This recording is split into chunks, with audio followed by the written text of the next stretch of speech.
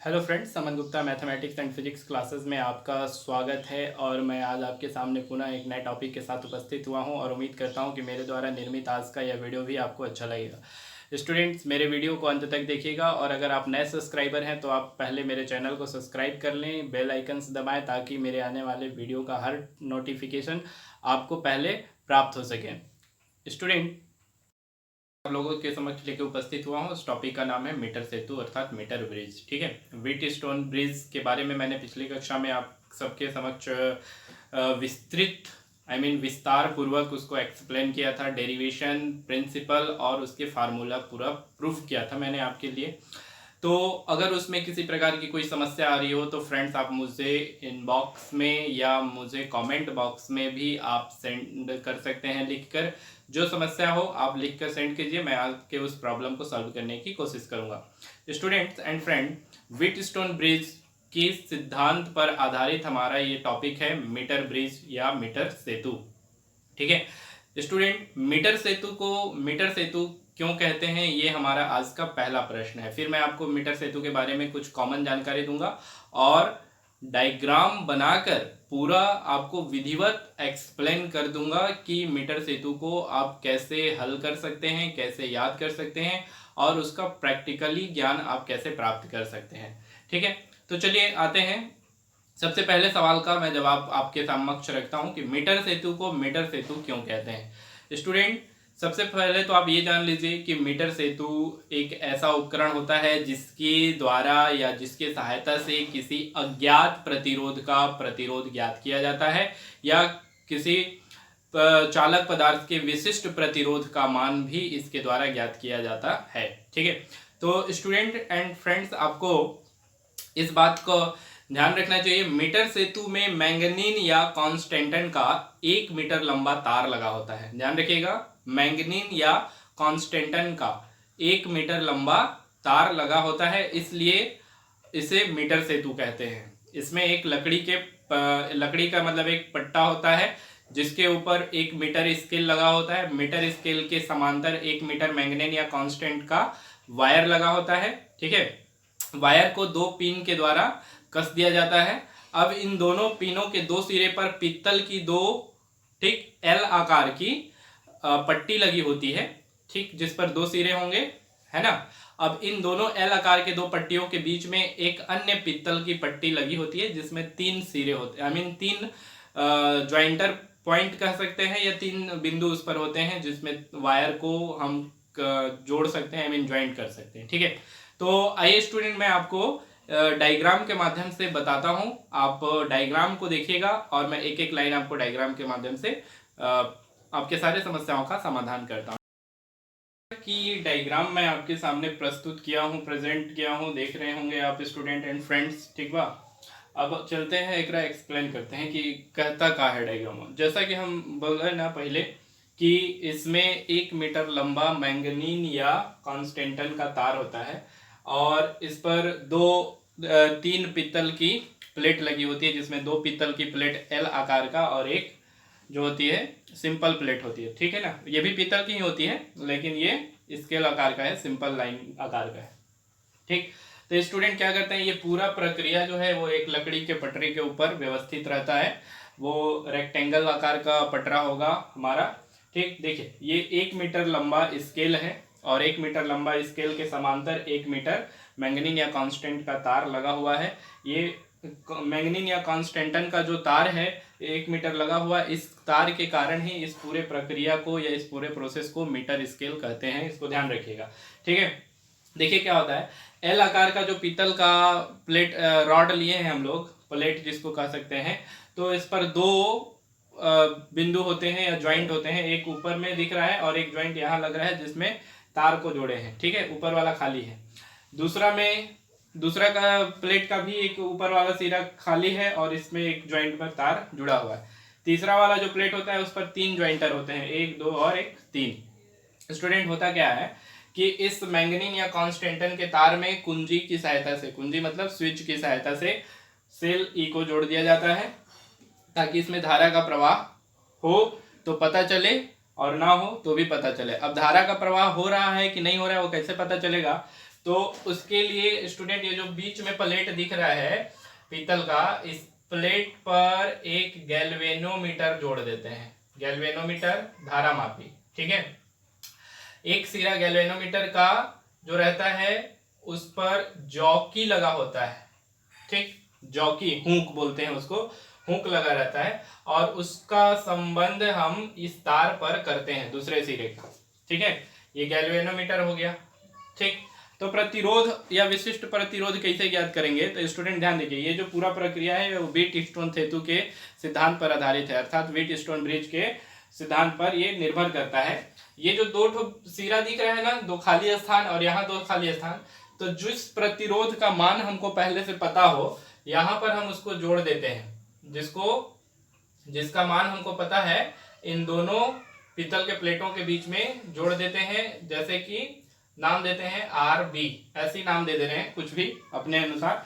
ये ज्ञात प्रतिरोध है, ठीक।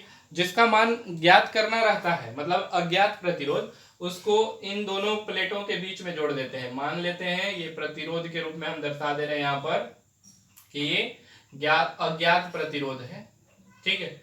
इसको दे दे रहे हैं R, ठीक है स्टूडेंट, चाहे S दे देते हैं, इसको S दे दे रहे हैं और ये जो RB दिए हैं इसका नाम R दे दे रहे हैं, ठीक है। अब स्टूडेंट जो ये 2 3 4 5 6 7 बिंदु दिख रहा है उनका सबका नामकरण कर ले तो ज़्यादा अच्छा होगा, याद करने में सुविधा होगा। क्योंकि जब आप परीक्षा में एक्सप्लेन करेंगे इसको शब्दों में, अपनी भाषाओं में, तो आपको बताना पड़ेगा कि ये वाला हुक और ये वाला हुक का नाम क्या है, इन दोनों हुक का नाम क्या है जिनके बीच में ज्ञात प्रतिरोध को लगाए हैं, इन दोनों हुक का नाम क्या है जिनके बीच में अज्ञात प्रतिरोध लगाए हैं, ये हुक का नाम क्या है जिसमें धारामापी जोड़ा गया है, ठीक। ये जॉकी जो है वो तार पर कहाँ टच कर रहा है तो उसका भी नाम हमको लिखना पड़ेगा, ठीक। जॉकी हुक जो है, जॉकी जो है वो क्या करता है स्टूडेंट कि इस पूरे तार पर हम उसको रगड़ते हैं, ठीक है। रगड़ने का मतलब कि उसको हम स्पर्श कराते हैं। स्पर्श कराने से ये पता चल जाता है रफ करने पर कि कहाँ पर धारामापी में विक्षेप शून्य हो रहा है, क्योंकि जब तक धारामापी में विक्षेप शून्य नहीं होगा तब तक व्हीटस्टोन सेतु लागू नहीं होगा। आई मीन व्हीटस्टोन ब्रिज का जो प्रिंसिपल है वो यहाँ पर लागू नहीं होगा। व्हीटस्टोन ब्रिज का प्रिंसिपल तभी लागू होगा जब परिपथ में कोई धारा प्रवाहित ना हो रहा हो, अर्थात संपूर्ण सेतु जो है या संपूर्ण ब्रिज जो है वो संतुलन की स्थिति में हो, ठीक है। तो इसके लिए हम लोग इस पूरे वायर पर रगड़ते हैं और वो संतुलित बिंदु खोजते हैं, है ना।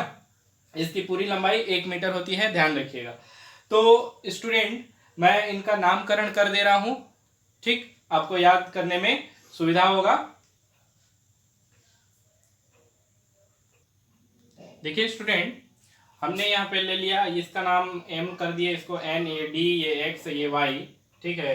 तो यहाँ पर एक बिंदु हो जाएगा, इसको मान लेते हैं A, ठीक। यहाँ पर जो बिंदु है इसको मान लेते हैं C।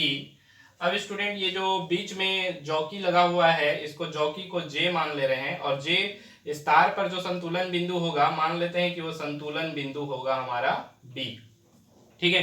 तो आइए हम इसके प्रयोग विधि अर्थात वर्किंग ये कैसे करेगा उसके बारे में मैं आपको बता दूं, ठीक। अभी वैसे वर्किंग ही बता रहा था लेकिन फिर भी आपको एक बार फिर से विधिवत वर्किंग बता दूं। देखिए क्या होता है कि सर्वप्रथम तो हम इस पूरे प्रोसेस को चित्रानुसार व्यवस्थित कर लेंगे। चित्रानुसार व्यवस्थित करने के बाद, ठीक है, जो ज्ञात प्रतिरोध रहता है जिसको संयोजक पेंच या संयोजक प्रतिरोध भी कहते हैं, उसको संयोजक बिंदु M और N के बीच में जोड़ देते हैं और जो अज्ञात प्रतिरोध होता है उसको संयोजक बिंदु X और Y के बीच में जोड़ देते हैं, ठीक है।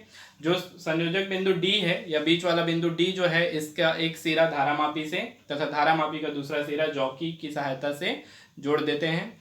ये जॉकी जो है वो AC जो 1 मीटर लंबा मैंगनीन या कॉन्स्टेंटन का तार दिख रहा है, उन तार में कुंजी K की सहायता से सेल E को जोड़ देते हैं ताकि धारा प्रवाहित किया जा सके। धारा प्रवाहित करने पर जॉकी की सहायता से तार पर संतुलन बिंदु प्राप्त करते हैं। मान लीजिए संतुलन बिंदु B है तो A और B के बीच का दूरी ज्ञात कर लेते हैं। मान लेते हैं कि A और B का बीच का दूरी स्मॉल l है, ठीक। सब पूरे का दूरी 100 था, ठीक। A और B का बीच का दूरी l हो गया तो B और C के बीच का दूरी क्या हो जाएगा स्टूडेंट एंड फ्रेंड, 100 - l, ध्यान रखिएगा ना। अब ये भी मान लीजिए कि इस 1 मीटर मैंगनीन या कॉन्स्टेंटन के तार पर प्रति सेंटीमीटर, ध्यान रखिएगा, प्रति सेंटीमीटर प्रतिरोध जो है वो स्मॉल एक्स है, प्रति सेंटीमीटर प्रतिरोध स्मॉल एक्स है। तब इस चित्र के अकॉर्डिंग जब हम इसका तुलना व्हीटस्टोन ब्रिज से करते हैं तो व्हीटस्टोन ब्रिज से तुलना करने के बाद ए से बी तक के प्रतिरोध को P मानते हैं, B से C तक के प्रतिरोध को Q मानते हैं, और M और N के बीच जो ज्ञात प्रतिरोध है उसको R मानते हैं, X और Y के बीच जो अज्ञात प्रतिरोध है उसको S मानते हैं।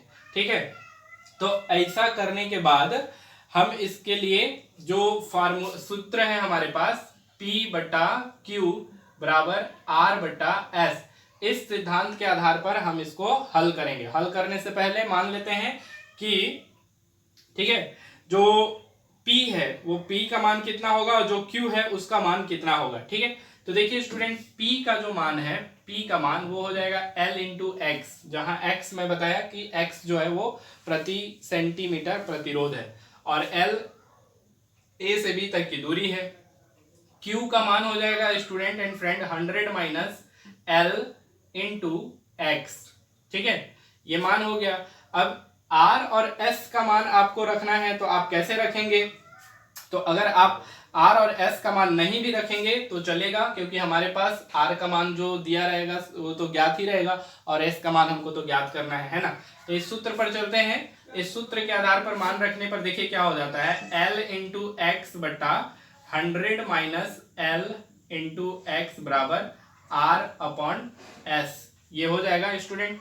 ठीक है, हमको चूंकि S का मान ज्ञात करना है ना, तो स्टूडेंट यहां से ऊपर से x और नीचे से x को क्या करेंगे, काट देंगे, तो हमारे पास हो जाएगा, इसी को ऐसे भी लिख सकते हैं, या R/S बराबर L/100 माइनस L। अब इसको पलट देते हैं स्टूडेंट, या ये हो जाएगा S/R इक्वल टू, तो ये 100 माइनस L अंश में आ जाएगा और जो L है वो हर में आ जाएगा। यहां से R को हम त्रियक गुणा कर देंगे या पक्षांतर कर देंगे, तो स्टूडेंट ये हो जाएगा, या हम लिख देते हैं S बराबर 100 माइनस L इंटू में R आ जाएगा और अपॉन में L हो जाएगा। तो ये जो फार्मूला आएगा स्टूडेंट आपके सामने, ये वो फार्मूला होगा जिसके द्वारा अज्ञात प्रतिरोध का मान ज्ञात किया जा सकता है, अर्थात मीटर ब्रिज के लिए इस फार्मूले का उपयोग करेंगे। ठीक है, विशिष्ट प्रतिरोध ज्ञात करने के लिए या अज्ञात प्रतिरोध का मान ज्ञात करने के लिए।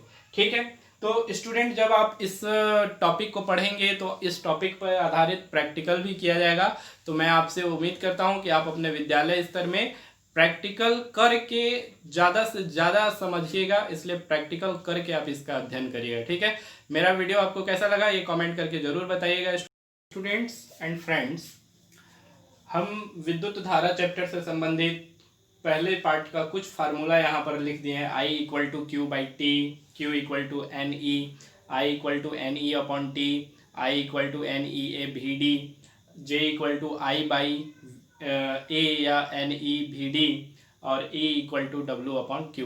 तो ये विद्युत धारा से संबंधित, अनुगमन वेग से संबंधित, धारा घनत्व से संबंधित और आवेश से संबंधित कुछ फार्मूला हैं जो आपको याद रखने हैं। इन फार्मूलों के आधार पर सवाल बहुत पूछे जाते हैं। खैर, हम आपको कि ये विद्युत धारा जो चैप्टर है, करंट इलेक्ट्रिसिटी से लगभग 5% प्रश्न आपके AIEEE में, PMT अर्थात नीट में, JEE में, IIT में और PET जैसे एग्जामों में पूछे जाते हैं। स्टूडेंट, इसमें इतना सारा प्रश्न है जो आपको कंफ्यूज कर सकता है, और अगर आप नियमित इसका अध्ययन कर रहे हैं, नियमित प्रैक्टिस कर रहे हैं, तो आपका कंफ्यूजन जो है वो हर जगह पर क्लियर रहेगा, मतलब कहीं भी कोई कंफ्यूजन आपको नहीं आएगा।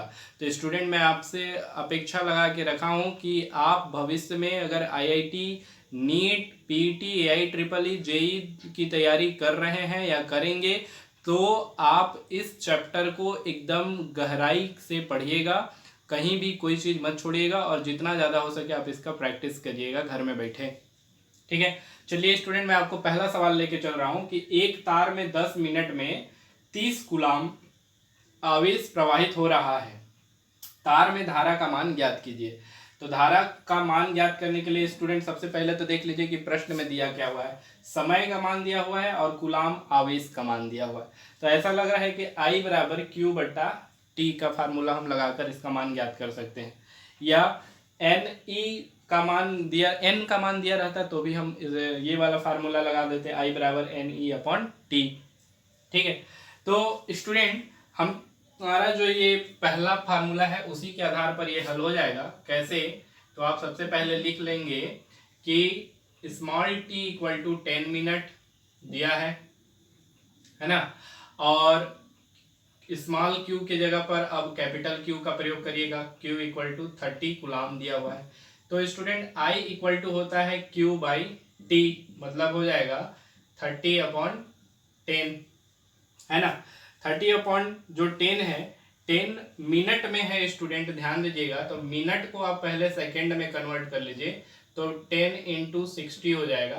तो यहाँ पे भी ये सेकंड हो जाएगा स्टूडेंट। क्यों? क्योंकि 1 मिनट बराबर होता है 60 सेकंड, इसलिए 60 का मल्टीप्लाई कर दिए। तो यहाँ पे भी हम इसमें 60 का मल्टीप्लाई कर देंगे।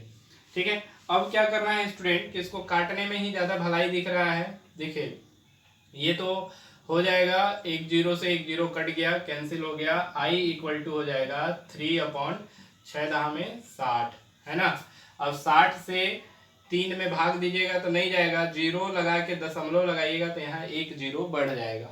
यहाँ पे एक और जीरो लीजिएगा तो एक जीरो यहाँ पे और बढ़ जाएगा। काहे कि ऊपर में 30 हो रहा था, नीचे में 60, भाग तो जाता नहीं, इसलिए ऊपर अंश की संख्या को हमको बड़ा करने के लिए यहाँ पे एक और जीरो बैठाना पड़ा।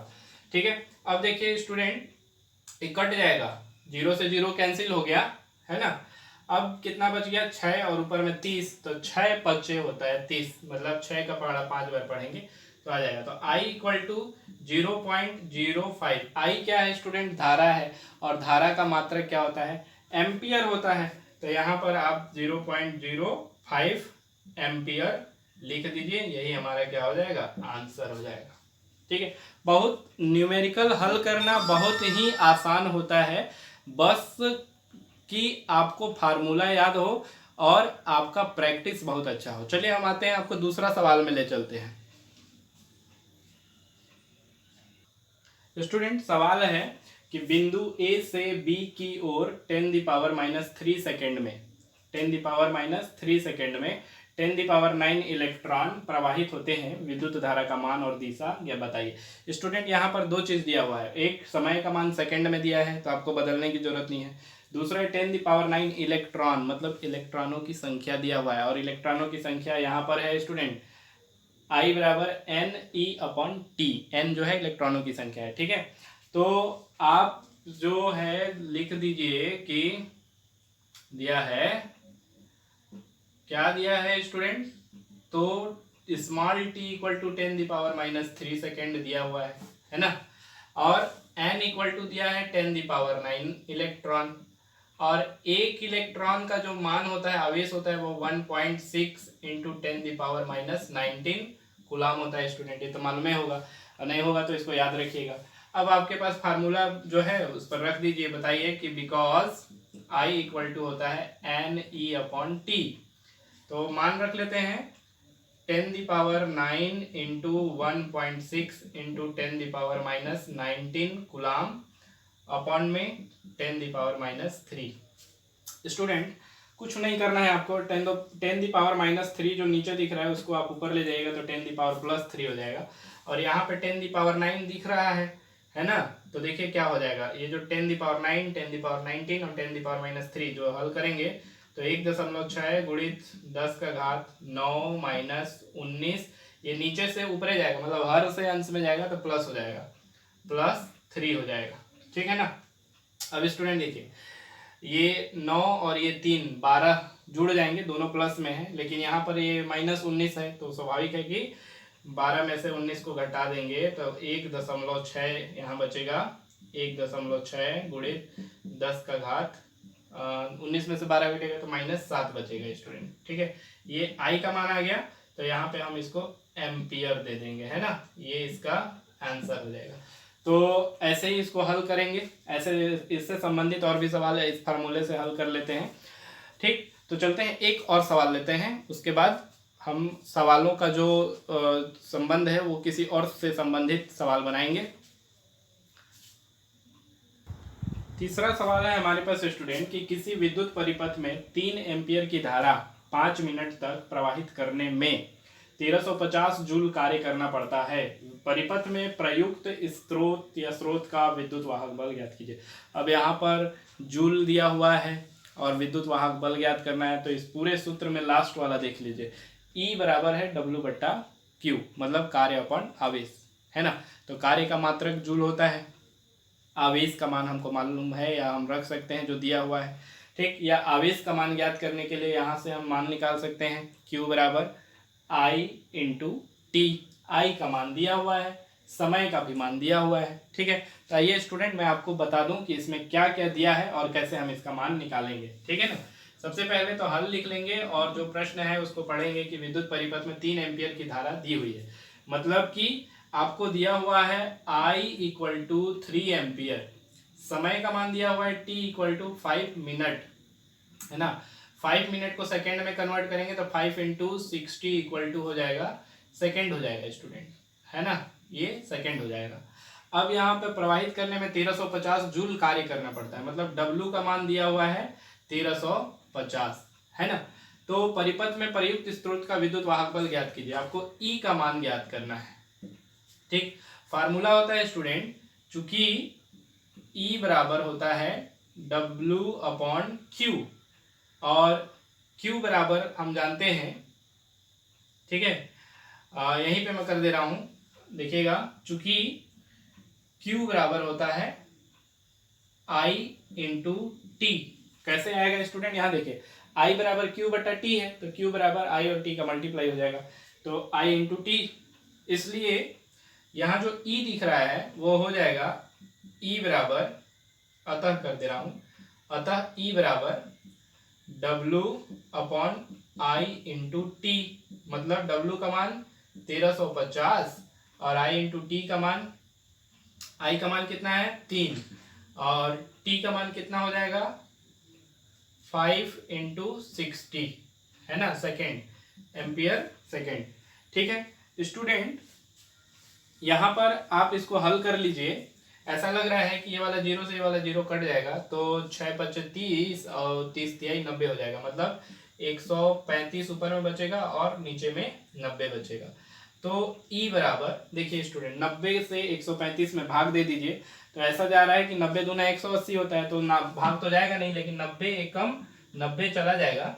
अब देखिए 135 में से 90 को अगर हम घटा दें तो कितना बचेगा, ये 5 बच गया और 13 में से 9 गया तो 4 बचेगा, एक 0 लग जाएगा, दशमलव लगा दिए यहाँ पे तो एक 0 बढ़ गया, 450 हो गया स्टूडेंट, है ना। 9 × 4 = 13, तो 450 मतलब कि 9 × 5 = 45 होता है, तो 90 का 5 बार पहाड़ा पढ़ेंगे तो 450 आ जाएगा, ठीक। तो ये 1.5 EMF मतलब इलेक्ट्रोमोटिव फोर्स, और इलेक्ट्रोमोटिव फोर्स का जो मात्रक होता है वो वोल्ट होता है, तो आप यहाँ पे भी लिख दीजिए वोल्ट, ठीक। यही आपका क्या हो जाएगा, आंसर हो जाएगा स्टूडेंट, है ना। बहुत सरल और आसान बनाने का बस सूत्र मालूम होना चाहिए स्टूडेंट। अगला वीडियो हमारा इससे संबंधित न्यूमेरिकल सवालों से ही संबंधित होगा, जिसमें जो पिछले परीक्षाओं में PMT, PET, AIEEE की परीक्षाओं में जो सवाल पूछे गए हैं, केवल वैसे ही कुछ न्यूमेरिकल और कुछ सामान्य प्रश्नों को लेकर हम आपके समक्ष उपस्थित होंगे।